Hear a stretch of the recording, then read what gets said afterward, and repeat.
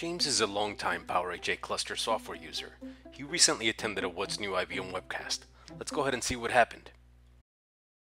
One of the things that you can do if you elect to install the optional user interface is go ahead and start registering existing clusters into your graphical user interface. And here I'm selecting a previously cached IP address, and if I go ahead and I click add after I've provided the credentials, you'll see that it'll go ahead and get discovered into the interface.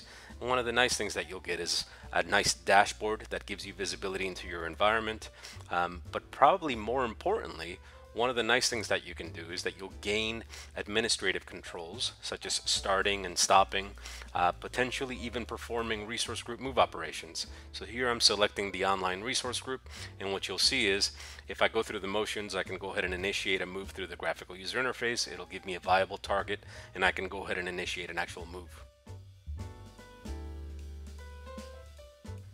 Another one of the really nice options is if you go through the graphical user interface and take a look at the actual cluster logs, you'll get the logs for all of the cluster members through the actual interface. So here I collapsed the left-hand side, so it gives me a little bit of additional real estate, and you can see that I'm looking at HACMP that out files for both of the nodes, node 241 and node 242. I can elect to go ahead and expand that log file, and one of the things that you'll notice is that the log file is actually condensed. So if I expand the sections, I can see the various details for that particular section, and I can just as well go ahead and collapse it.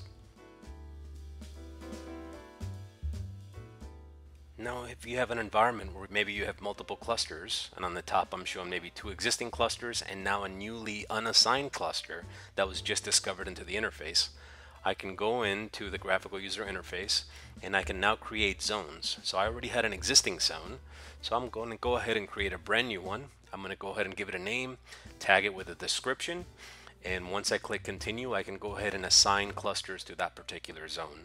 So there's my newly discovered cluster. I can go ahead and continue, and I can elect to select individual users or skip that. If I exit back out to the actual main screen, I now have consolidated groupings with different clusters, so I'll get a summary for each one of those guys. And if I wanted to go ahead and take a deeper look within that particular zone, I can go ahead and expand them. Now if I go back into the actual users, and maybe I have previously defined users, and as an example I have one called Herrera here that has limited capabilities, I can go ahead and go back into my zones, and I can say let's go ahead and let this user have visibility into that particular zone.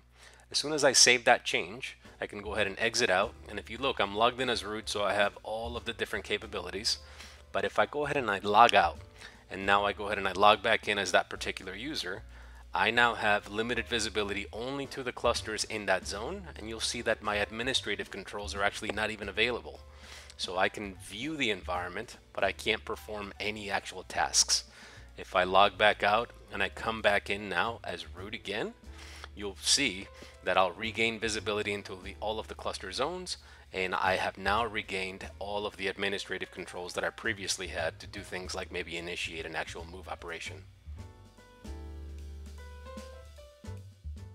Another nice feature introduced in the current releases is the ability to perform cross-cluster comparisons. So if I go ahead and I enter the option and I select a baseline cluster, I can now compare my baseline cluster against any of the other clusters or zones that are defined in that particular UI server. Now I can go ahead and select various attributes, and just for simplicity's sake, I'm going to go ahead and select them all and initiate the comparison. And one of the things that you'll notice is that I'll get a table, and I can filter that based on similarities or differences, and I have different views. So here I'm looking at a multiple pie chart view. I can click on the individual line items and it'll give me a summary of the different types of packages. And again, I can dive even deeper if I click on the actual hyperlinks in the center. And you'll notice I click on the yellow section, it'll give me a summary of the report. Those are also hyperlinks on the bottom, and I can identify differences like the cluster types, standard versus maybe linked. But if I dive even deeper than that, I can now start seeing the different comparisons of the various packages.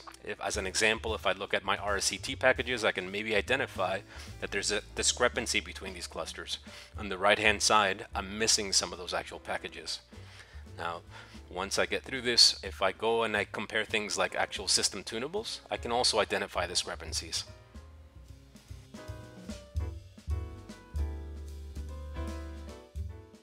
The other thing to note about the graphical user interface is that it's included in the code, so it's essentially free.